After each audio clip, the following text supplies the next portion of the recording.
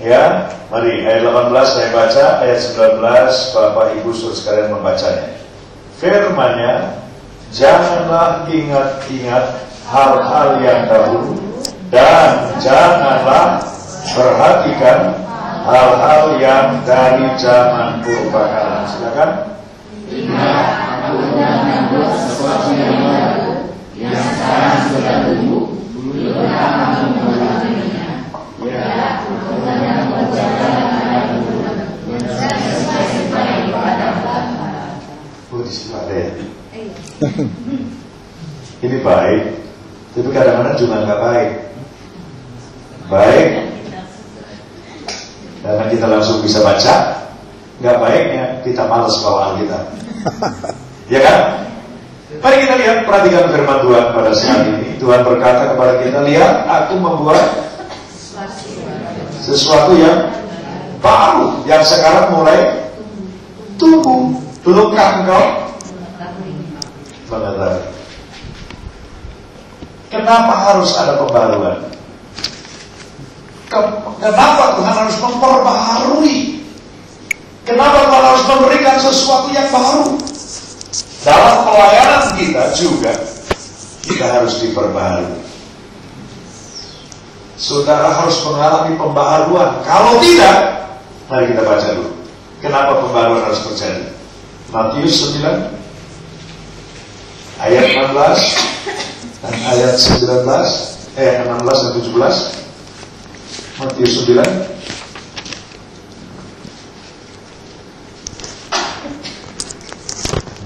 Ini feedback dari situ ya. Ya, kita baca ayat 16. 1, 2, 3. Tidak seorang pun.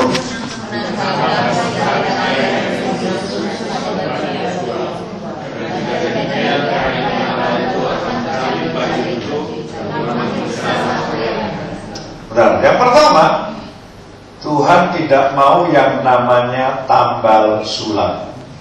Tahu tambal sulam? Kalau anak-anak sekarang sudah nggak ada tambal sulam. Kalau saya masih nambal dan menyulam karena bajunya robek. Tuhan tidak mau tambal sulam, tapi Tuhan mau baru. Sebab kalau ada kain yang lama robek ditambal dengan yang baru, maka yang baru itu akan menarik kain yang robek itu dan akan makin besar robeknya. Dalam pelayanan, Tuhan tidak mau saudara itu tambal sulam. Dengan kehidupanmu yang lama untuk melayani Tuhan, tunggu saja tinggal sedikit lagi robek. Gak akan ada gunanya. Dan Tuhan tidak mau tambahan. Tuhan mau ganti baju baru. Yang kedua, ayat yang ke-17. Mari kita baca. 1, 2, 3.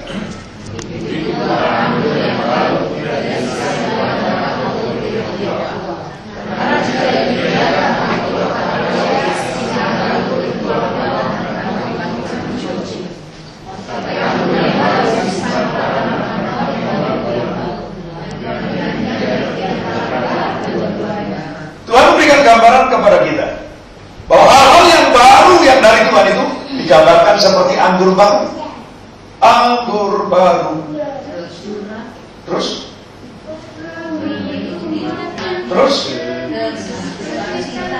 Ini yang saudara harapkan dalam pelayanan? Anggur baru disurahkan. Tapi kalau kantong kulitnya lama, nggak bisa. Anggur yang baru itu akan memuai. Anggur yang baru itu akan berkembang. Dan kantong kulit yang lama itu tidak lagi elastis. Jadi kalau anggur dimasukkan di situ, maka anggur itu memuai dan kantong itu akan pecah. Karena itu jangan heran kalau engkau melihat ada orang-orang yang semangat melayani, tahu-tahu hancur. Karena dia pakai kirbat yang lama. Kalau mau terpelihara semua, baik anggur yang baru maupun kirbat, maka kirbat itu harus diganti ya. Dan kantong kulit itu harus diganti dengan kantong kulit yang baru. Kita sebagai hamba Tuhan harus juga diperbaharui. Karena Tuhan akan memberikan anggur baru kepada kita. Hal-hal yang baru Tuhan akan berikan kepada kita. Dan untuk memperbaharui saudara, itu tidak seperti balita.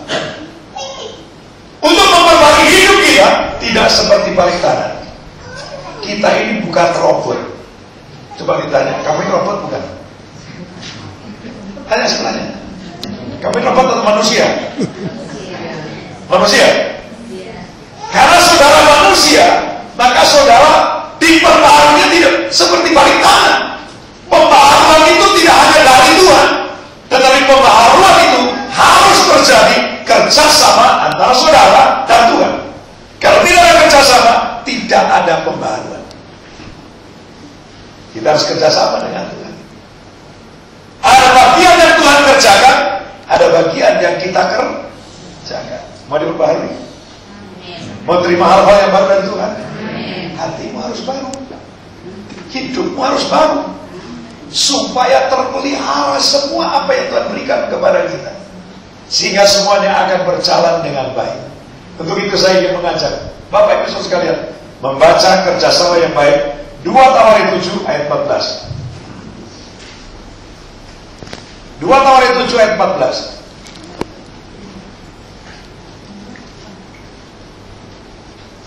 Yang pertama, 2 Tawarik 7 ayat 14.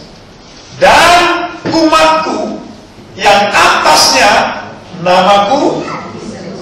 Apa ini artinya? Ini umat Tuhan? Amin. Adakah nama Tuhan disebut dalam diri saudara? Yang pertama yang diperbaharui adalah milik Tuhan sendiri. Ini tanda pemilikan Tuhan atas kehidupan kita. Dalam Yesaya 43, kalau kita baca dari ayat 1, maka ada ayat yang berkata, saya nyanyikan. Kau berharga di mataku, mulia dalam pandanganku. Kau berharga di mataku, aku yang mengasihimu. Kau ku panggil, kau ku tebus, ku jadikan milik kesayanganku. Seperti dia. Tuhan menebus kita, Tuhan memanggil kita untuk dijadikan miliknya. Tanya, kamu ini miliknya Tuhan atau milik siapa? Tanya sebenarnya. Saudara milik Tuhan? Benar? Sekali lagi, benar? Sekarang saya mau tanya, kalau engkau miliknya Tuhan, Tuhan yang memiliki engkau, siapa yang berkuasa atas diri? Tuhan. Benar? Tiap hari siapa yang kau turuti? Tuhan. Hah? Halo? Yang kau ikuti keinginan Tuhan atau keinginanmu sendiri? Tuhan yang atur. Tuhan yang catat.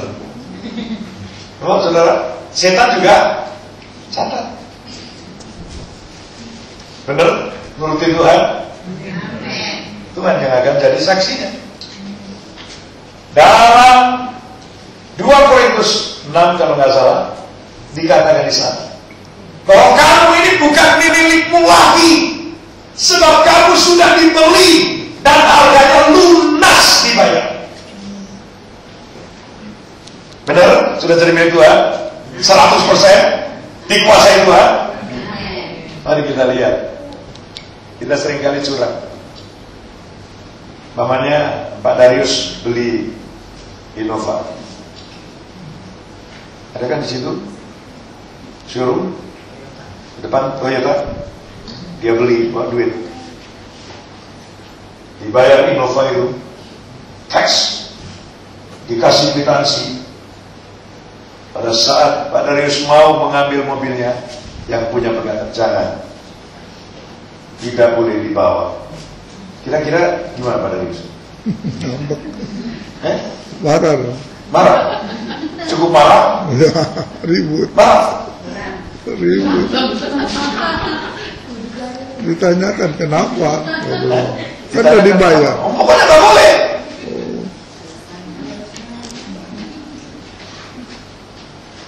Perusahaan polisi, ya kan? Bagaimana dengan kita? Tuhan sudah beli cash, kok masih melakukan maunya sendiri. Tidak diserahkan sepenuhnya kepada Tuhan. Tuhan berkata, persembahkanlah tubuh menjadi persembahan yang sebab kita ini bukan milik kita lagi, tapi tiap hari yang kita turutin bukan Tuhan, keinginan kita sendiri, kedagingan kita sendiri, yang diperbaharui oleh Tuhan ialah miliknya sendiri. Dan mari kita jadi miliknya Tuhan, dan betul-betul miliknya Tuhan. 100% hidup kita serahkan sama Tuhan. Tuhan, kehendakmu yang jadi atas hidupku ini. Seperti Yesus berkata, kehendakmu yang jadi. Ini mestinya yang kumpul segini atau lebih? Kan pelayan-pelayan semua kan? Aku dengar itu pelayan-pelayan semua. Lebih? Kenapa yang lain datang? Ya nggak tahu saya. Maunya sendiri. Maunya apa? Ya terserah. Tapi kalau saudara miliknya Tuhan, kita harus taat kepada Tuhan. Ya. Yang kedua, yang umatku yang atasnya namaku disebut merendahkan. Ini modal utama pembaharuan. Ini modal pertama terjadi terobosan dalam pelayanan, dalam gereja, ialah kerendahan hati. Saudara rendah hati? Saudara rendah hati? Siapa yang tahu? Kenapa orang sombong? Jangan tanya, kenapa orang sombong? Sebenarnya dalam diri kita masing-masing itu sudah ada benih kesombongan. Gak usah diajar kita itu sombong. Iblis sudah menanam benih kesombongan dalam hati kita, dalam hidup kita. Dan kalau ada pemicunya, maka kesombongan itu akan tumbuh. Dan saya bertanya, kenapa orang sombong? Mana yang jawab sih? Saya tanya sendiri, saya jawab sendiri. Kenapa orang sombong? Gak dikurangi kok nilainya? Karena ada kelebihan. Ya? Karena kelebihan, merasa ada kelebihan. Merasa kelebihan ya? Merasa kelebihan tuh Bapak bilang, merasa kelebihan, rambutnya kelebihan, manis. Kita saingan Pak. Ya? Kelebihan giginya gitu. Yang lain? Kenapa orang sombong? Hah? Banyak duit? Banyak uang? Kaya? Pinter? Bisa ya? Padahal sebetulnya orang sombong itu cuma satu jawabannya, nggak tahu diri. Ya kan? Nggak tahu diri. Saya mau tanya lagi, kenapa orang disebut kaya? Yang petani-petani yang sombong, kenapa disebut kaya? Banyak uang? Relatif saudara. Orang disebut kaya karena ada orang miskin. Jadi orang kaya, bersyukurlah karena ada orang, sehingga itu kelihatan.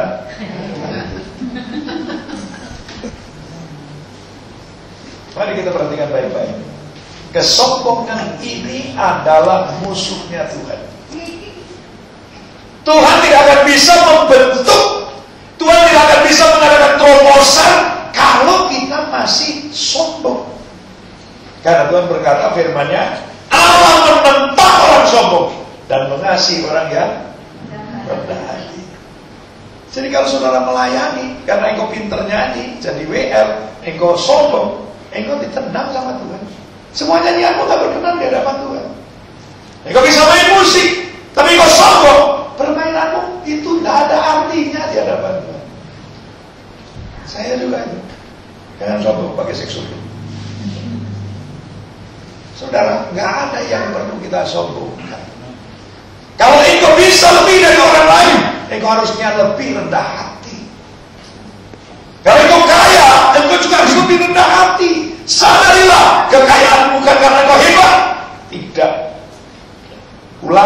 8 ayat 17 berkata, jangan engkau berkata dalam hatimu, kekuatanku dan kuasaku lah yang membuat aku bisa memperoleh semua ini.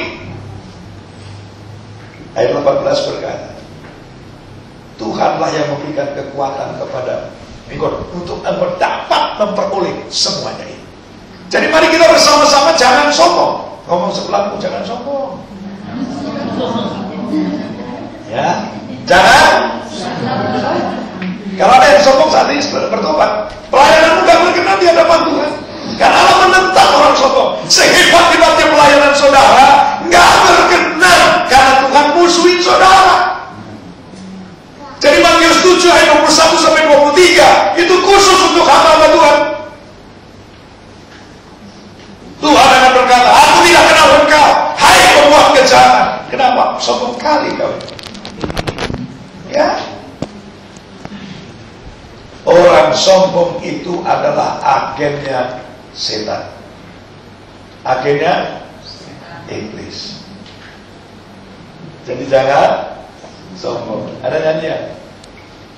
Ubah hatiku seputih salju, ubah hatiku seperti dirimu. Engkau penjunanku. Nah, mari kita lihat. Pernah lihat orang yang suka bikin gerabah? Tahu gerabah nggak ya orang Jakarta? Nah, itu bikin ya peralatan dari tanah liat. Saudara, tanah liat itu dibuat menjadi kendi, dibuat menjadi belana. Itu tidak mengambil tanah liat langsung dibikin. Tapi untuk dibikin itu prosesnya panjang. Diapain? Itu tanah liat dikumpulin, ditaruh di suatu tempat, diinjak-injak, dan dikasih air, diinjak-injak. Diambil batu kerikilnya, diambil rumputnya, diambil segala yang menjadi penghalang-penghalang untuk pembangunan atau untuk pembentukan, dibuat, disingkirkan, dibersihkan, dilumahkan. Semakin lumat, semakin lembut itu tanah liat, semakin mudah dibentuk. Itu gambaran orang rendah hati. Gambaran orang rendah hati itu seperti keset. Kita ada keset gak di depan gereja? Keset ya? Tahu apa gunanya keset? Halo? Untuk bersihkan kaki. Saya juga tidak tahu itu siapa yang kasih inspirasi ada kata-kata welcome. Nah, itu bagus sekali saudara. Pada waktu diinjek-injek kotor sekali kakinya, baru injak tai kucing, tetap berubah tulisannya. Tunggu ntar kalau keluar. Ini bagus sekali. Nah, orang yang rendah hati itu tetap welcome. Dimarahin. Amin. Kenapa kita tidak bisa terima kalau ada orang mencela kita? Karena kita masih sombong. Yesus Kristus Tuhan kita, itulah contoh kerendahan hati. Dalam ayat itu dikatakan, Matius 11 ayat 29, belajarlah kepadaku, sebab aku ini lemah lembut dan rendah hati. Dan Paulus menguraikan kerendahan hati Tuhan dalam Filipi pasal 2 ayat 5 dan selanjutnya. Dalam kehidupanmu bersama, kata Paulus mengenai Tuhan Yesus, taruh di pikiranmu, taruh di perasaanmu apa yang terdapat dalam diri Yesus, yang walaupun dia punya kedudukan setara dengan Allah, tetapi kealahannya tidak dipertahankan sebagai milik yang harus dipertahankan, tapi dia mengosongkan diri. Katakan mengosongkan diri. Mengosongkan. Kenapa Yesus mengosongkan diri? Kenapa Yesus mengosongkan diri? Karena dia mau ketemu saudara, dia mau ketemu saya, dia mau ketemu manusia. Sebab kalau dia datang sebagai Allah, mati semua. Karena Allah itu api yang menghanguskan. Kalau engkau mau baik satu dengan yang lain, maka engkau juga harus mengosongkan diri. Dengan lain kata, jangan dibawa kekayaan gue orang kaya lo, gak bisa ketemu. Gue orang pangkat lo, gak bisa ketemu. Di gereja itu gak berlaku. Yang berlaku ialah hati yang rendah. Itu yang harus dibawa. Yesus datang lebih rendah dari manusia. Karena dia datang sebagai hamba, dia datang sebagai pembantu, dia datang sebagai jongos, dia datang sebagai dulos, dia datang sebagai hamba, dan dia merendahkan dirinya. Kalau kita mau baik satu dengan yang lain, harus rendah hati. Filipi pasal yang kedua tadi, ayat 3 dan ayat yang keempat. Mari kita menganggap orang lain lebih dari diri kita. Bisa? Halo? Bisa? Di gereja bisa, Pak. Tapi di luar gereja, dulu. Memang kalau di gereja tuh alim semua ya. Alim ulama. Gak ada yang baru. Ulama kan? Bukan baru kan? Ya. Kalau di gereja kita malaikat semua. Apakah di luar juga kayak malaikat? Saya tidak tahu. Karena itu urusan saudara dengan Tuhan. Ya, mari kita lihat rendah hati. Yesus itu rendah hati. Orang yang rendah hati itu pasti dia taat. Taat kepada Tuhan. Kristus itu memberikan contoh kerendahan hatinya. Dia berkata, aku datang bukan untuk dilayani, tapi aku datang untuk melayani. Ini modal utama terobosan terjadi. Dalam Yohanes 13 dikatakan di sana, karena engkau panggil aku guru dan Tuhan, itu benar. Aku telah memberikan contoh kepadamu. Aku telah memberikan teladan kepadamu. Hendaklah engkau saling membasuh kaki. Membasuh, katakan membasuh kaki. Saudara suka membasuh kaki? Kalau membasuh kaki itu apa? Membersihkan kaki. Saudara membersihkan kaki atau mempersoalkan kotoran kaki?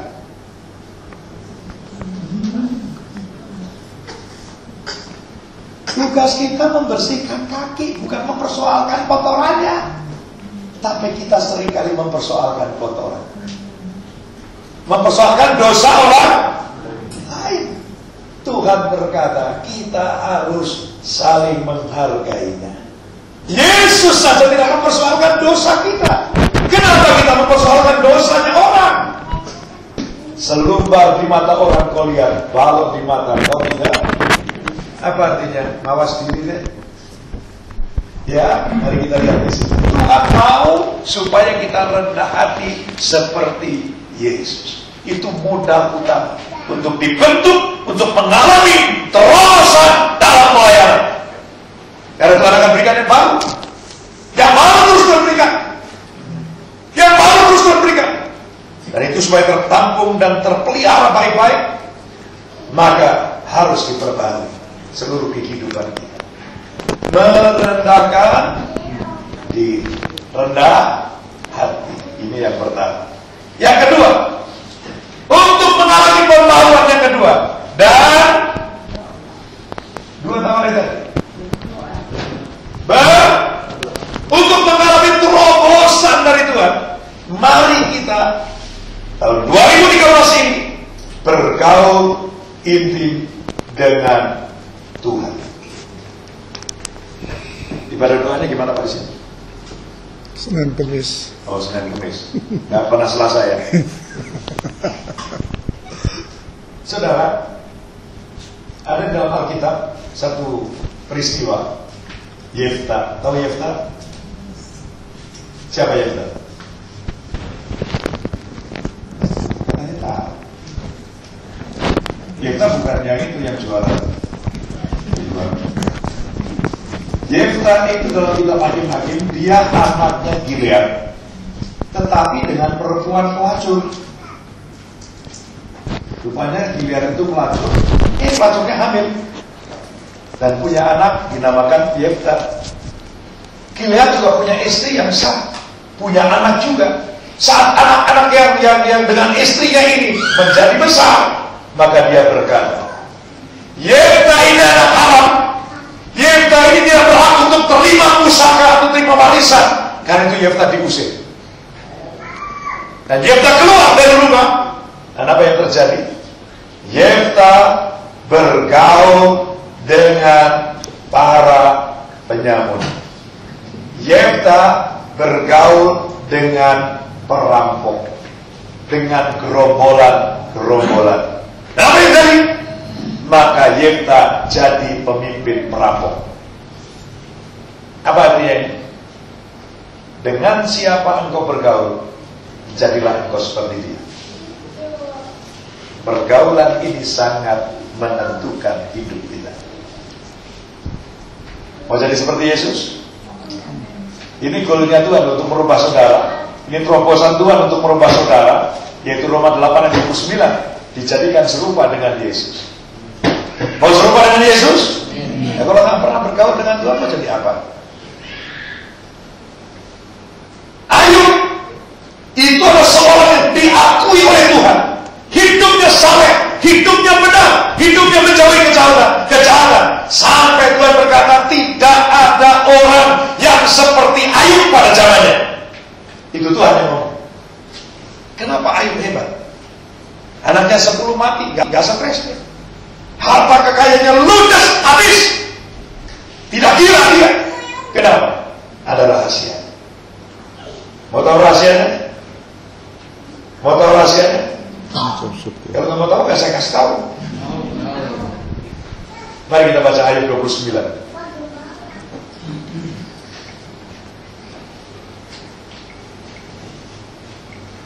Ayat 29.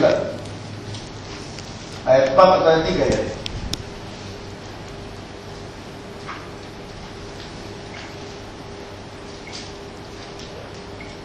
Itu ayat berapa itu? Ayat 4 coba. Ya, ayat 4.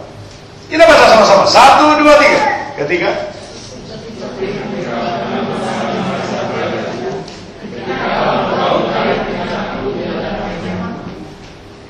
Apa yang membuat Ayub diakui Tuhan luar biasa? Apa? Karena dari remaja Ayub bergaul karib dengan Tuhan. Di mana? Di kemah. Di rumah. Kita di gereja sih so akrab, tapi di rumah akrab nggak sama Tuhan. Ya? Kita bergaul karib bukan hanya di gereja, tapi bergaul karib juga di rumah. Amin. Amin.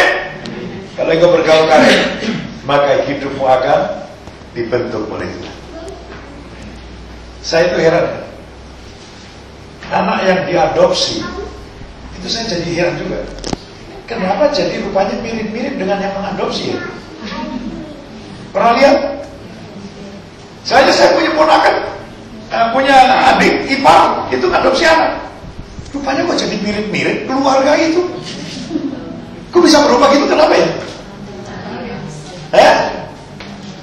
Nggak ngerti itu apakah alamiah, apakah apa, saya nggak ngerti saudara. Tapi itu yang terjadi. Kalau saudara mau jadi serupa dengan Tuhan, mari kita tingkatkan pergaulan kita dengan Tuhan. Bergaul intim dengan Tuhan. Sebab kalau saudara tidak bergaul intim, maka saudara akan mengintimidasi orang. Ini risiko yang terjadi. Karena kau tidak tahu apa yang harus kau lakukan. Orang lain kau tindas, orang lain kau padu segala macam. Untuk menjadi serupa, untuk mengalami terobosan, untuk mengalami pemahaman, kita harus bergaul intim dengan Tuhan. Amin. Atau aman? Amin. Jadi kalau saudara mau mengalami terobosan, tingkatkan kehidupan doa. Terus dua tawaran tadi, pasal 7 ayat 14.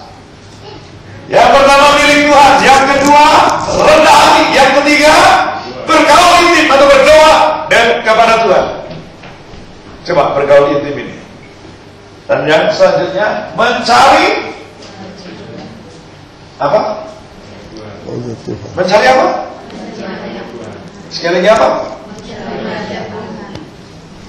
Saudara cari wajah Tuhan atau cari tangannya Tuhan?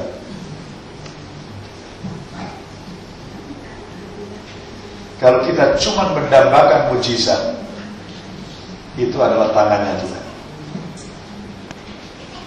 Dan mujizat itu tidak bisa membangun iman kita. Jadi jangan tergantung mujizat, karena mujizat tidak bisa membangun iman kita. Mau contoh? Bangsa Israel adalah satu bangsa yang penuh mengalami mujizat. Mengalami mujizat dari di Mesir, 10 bara itu mujizat. Laut dibelah dengan tongkat, itu mujizat. Air pahit dikasih kayu, itu mujizat. Apakah mereka punya iman? Halo? Punya iman? Enggak ada. 1 Korintus 10 ayat 1 sampai 13 baca. Mereka tidak punya iman, mereka tidak percaya kepada Tuhan, tapi mereka memberontak, mereka bersungut-sungut, mereka marah dan dibinasakan oleh Tuhan. Jangan tergantung mujizat, tapi tergantunglah kepada Dia yang membuat mujizat. Tergantunglah kepada Tuhan yang membuat mujizat. Kalau Paulus hanya menambahkan mujizat, Paulus sudah kecewa. Kenapa? Saat dia sakit, dia berdoa, tidak dijawab sama Tuhan, tidak disembuhkan. Bahkan Tuhan ngomong begini, cukup, biar penyakit itu ada di situ. Iman kita akan tumbuh karena firman Tuhan. Kalau kita tidak hidup dalam firman, maka kita tidak akan memiliki iman. Cari wajah Tuhan. Mari kita baca Yeremia 29.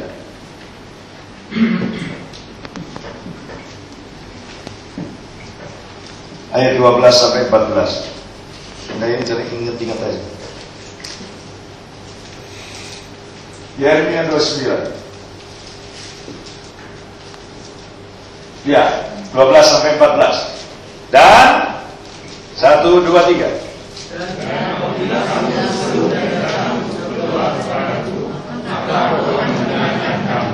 Terus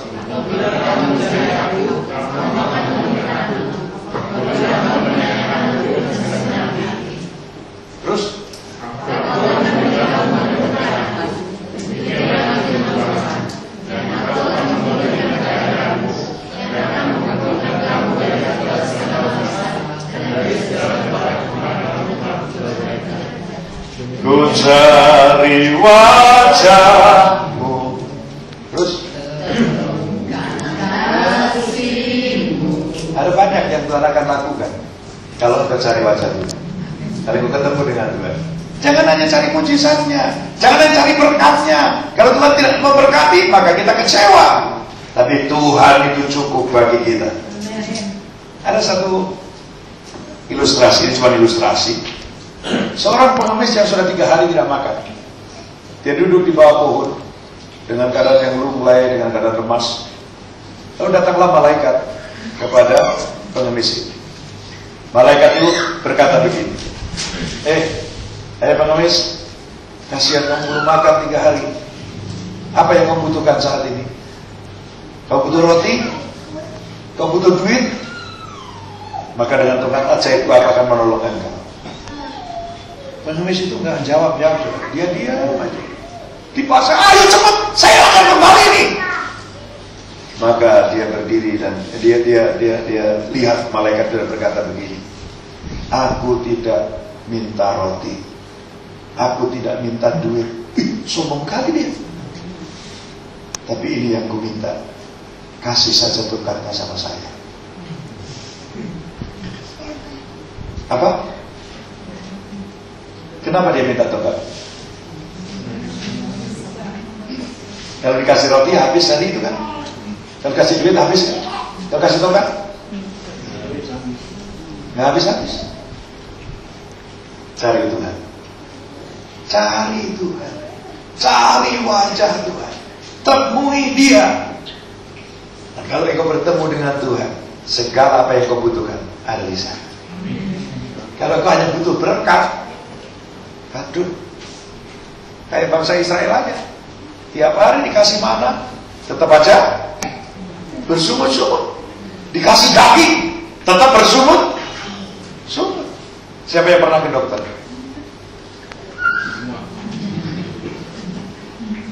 Jaim. Jadi penyakitan semuanya. Pernah ke dokter? Kenapa? Sakit. Saya pergi ke dokter tujuannya apa? Dari kesembuhan kan? Lalu dokter bikin resep. Sudah bawa pulang? Sudah ke apotek? Sudah beli? Kenapa sudah beli obat itu? Kenapa sudah beli? Makanya saya bertanya ini, kenapa sudah beli obat itu? Bukan biar sembuh, karena sudah percaya dokter itu. Iya kan? Percaya pada dokter itu kan? Dan saya beli obat itu kan? Lalu aturannya sudah baca, sudah minum kan? Kenapa sudah minum? Karena saya percaya dokter itu, sudah minum kan? Sembuh kan? Sembuh. Saya bertanya, setelah sembuh kembali lagi ke dokter. Kenapa? Karena dokter udah dibayar. Yang sudah saya cuma bukan dokternya nggak ada hatinya. Dan banyak orang Kristen seperti itu. Nggak perlu Tuhannya, yang perlu berkatnya, yang perlu kesembuhannya. Kalau itu kejar terus berkat, kejar terus kesembuhan. Waduh, saya kadang-kadang pikir ini pendeta jadi dukun atau gimana? Ya, jangan salah, saudara. Jangan salah. Kita harus mencari pribadinya Tuhan. Bukan hanya berkatnya, bukan hanya kesembuhannya, bukan mujizatnya, tapi Tuhannya yang kita butuhkan. Cari wajahnya, temuin Dia. Muka dengan muka kita ketemu. Ya, kita ketemu dengan Tuhan. Kalau sudah ketemu dengan Tuhan, beres. Ada 10 orang kusta yang sakit. Ini bukannya aneh-aneh. Dia akan ke Yerusalem ini, dia bisa menyimpan ke satu daerah larangan lagi. Itu daerah pemukiman orang kusta. Ada 10 orang kusta datang. Berteriak dari jauh, minta ditolong, minta ditahirkan. Lalu Yesus berkata, tunjukkan dirimu kepada imam. Maka Alkitab berkata, sementara mereka pergi, sembuhlah. 10 orang sembuh. Tapi yang balik? Yang balik? Jadi kalau 10 yang balik, ini ada berapa ya?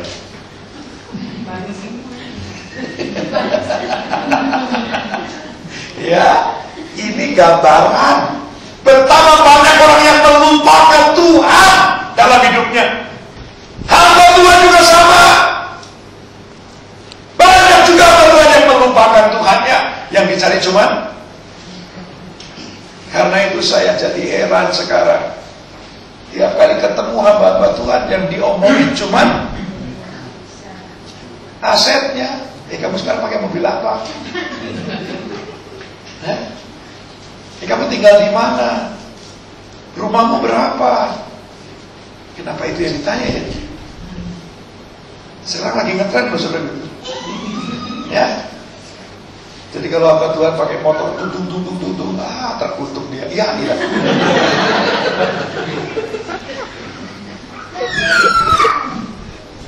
Mari jangan ukur berkat saja, tapi apakah kita bertemu dengan Dia? Cari wajah Tuhan. Ini yang keberapa tadi? Keempat ya. Sekarang 4. Yang kelima atau keempat? 4. Milik Tuhan, Kembali ke rendah hati, berdoa, cari wajah Tuhan. Yang kelima, balik bertobat. Apa? Hidup dalam pertobatan. Ini penting, saudara. Pertobatan akan terjadi dalam diri kita kalau engkau rendah hati. Pertobatan akan terjadi kalau engkau benar-benar bersekutu dengan Tuhan.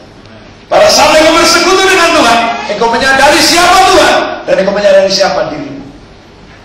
Banyak orang tidak sadar siapa dirinya. Kalau engkau mencari wajah Tuhan, engkau ketemu dengan Tuhan, engkau ngacak dengan Tuhan. Pada saat engkau ngacak dengan Tuhan, Tuhan, aku tidak layak. Bertobat. Orang sombong nggak bisa bertobat. Siapa yang bisa nasihatin orang sombong? Susah.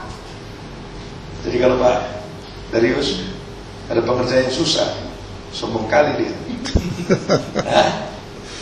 Susah diatur, susah dia dikasih tahu, susah untuk diberi penjelasan. Wah, ini sudah kacau ya.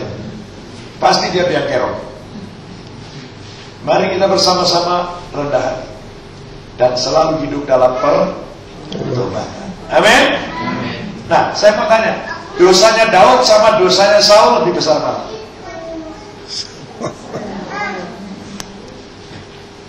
Secara kasat mata, secara penilaian, baik itu penilaian Tuhan maupun penilaian manusia, dosanya Saul itu lebih kecil, saudara. Daud coba, dia berzina dengan Batseba, suaminya dibunuh, kan disuruh perang di depan kan, mati kan, dan istrinya diambil, gila bener ini. Tetapi kenapa Daud berkenan di hadapan Tuhan dan Saul ditolak? Ini masalahnya. Daud itu memiliki kerendahan hati yang luar biasa sekalipun dia raja. Saul nggak bisa dinasihati. Mari kita lihat. Pada saat dia akan berperang dan musuh itu datang, harus mempersembahkan korban kepada Tuhan. Samuel yang datang, maka Saul membakar korban bakaran itu. Pada saat dibakar, Samuel datang. Kenapa kau lakukan itu?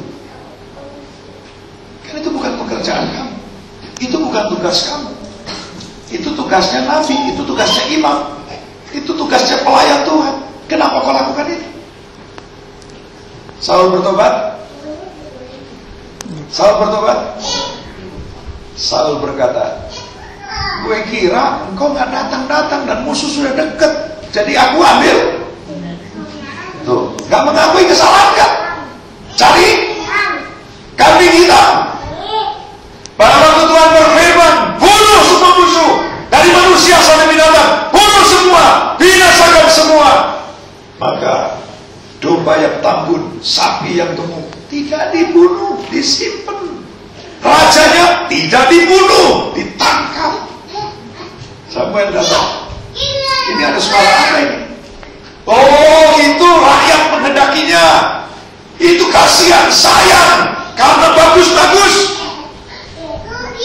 Lalu tempat selanjutnya, bukankah Tuhan sudah mengatakan itu harus dibinasakan semua? Waduh, ini nanti untuk dipersembahkan kepada, apapun alasannya, itu adalah merupakan satu senjata Saul untuk tidak bertobat. Dia tidak menyadari kesalahannya. Kenapa? Sombong. Dan Allah menolak. Aku telah menolak dia dan mengurapi Daud. Daud tidak. Mari kita lihat Mazmur 51. Dikatakan di sana, pada saat Nathan datang kepadanya dan bercerita, ada seorang kaya raya punya domba banyak, punya kambing banyak, tetapi pada waktu dia ada tamu, maka dia pergi kepada seorang yang hanya punya satu domba. Dia ambil domba itu, dia sembelih, dia masak, dia sajikan kepada tamunya. Lalu Daud marah berkata, tangkap orang itu dan bunuh orang itu. Nathan berkata, orangnya itu adalah kamu. Daud marah? Tidak. Daud marah? Tidak. Daud tersungkur di hadapan Tuhan, menyadari akan dosanya, dan itu ditulis dalam Mazmur 51. Aku mempunyai dosa yang begitu banyak, Begitu besar pelanggaranku. Sehingga dia berdoa kepada Tuhan, Tuhan jangan buang aku. Tuhan jangan ambil rohmu daripadaku. Daud menyadari tanpa Tuhan dia celaka. Dia bertobat. Dan Daud berkenan di hadapan Tuhan. Daud berkenan di hadapan Tuhan. Daud diampuni dosa. Dan Tuhan selalu berkata, hendaklah engkau berbuat benar seperti nenek moyangmu Daud. Daud selalu bertobat, mengakui kesalahannya karena dia punya kerendahan hati. Pada saat ini Tuhan berkata, berbahagialah orang yang diampuni pelanggarannya, yang diampuni dosanya. Untuk itu mari kita bertobat. Yang kedua, anak yang tergila. Anak yang tergila. Ada bapak yang punya Lukas 15 ayat 11 mulai. Anak sulung dan bungsu. Yang bungsu bilang, keluar dari rumah. Dan pada saat dia telah minta warisan dan dia pergi ke kota besar, dihabiskan harta kekayaannya, terjadi kelaparan di sana. Dia mau kerja, nggak ada orang yang kasih kerja. Ada orang yang baik hati, jagalah babi di padang. Ada gembala babi nggak? Babi itu perlu digembalakan nggak? Nggak ada orang menggembalakan babi. Ini kurang kerjaan ini. Ya. Dan karena kelaparan, dia mau makan makanan babi, dilarang. Mau makan makanan babi aja nggak boleh. Dia lebih rendah dari babi. Ini akibat jauh dari Bapa. Akibat tidak intim dengan Tuhan, lebih rendah dari babi. Dan dalam kelaparan dia sadar, aku bodoh amat bodoh, amat goblok. Di rumah Bapak ada pembantu-pembantu yang tidak kelaparan, ada banyak makanan. Tapi aku mati kelaparan di sini. Cukup sadar? Cukup kesadaran? Halo? Dia berkata, aku berdosa kepada Bapa, aku berdosa kepada sorga. Cukup? Cukup? Bertobat itu tidak cukup cuma sadar. Kita mungkin sadar salah, tapi kesadaran itu tidak akan bisa membuahkan selanjutnya kalau tidak ada selanjutnya, yaitu bangkitlah anak itu dan tinggalkan kandang babi, ya kan? Pulang. Ini baru yang namanya bertobat. Tinggalkan dosa itu dan kembalilah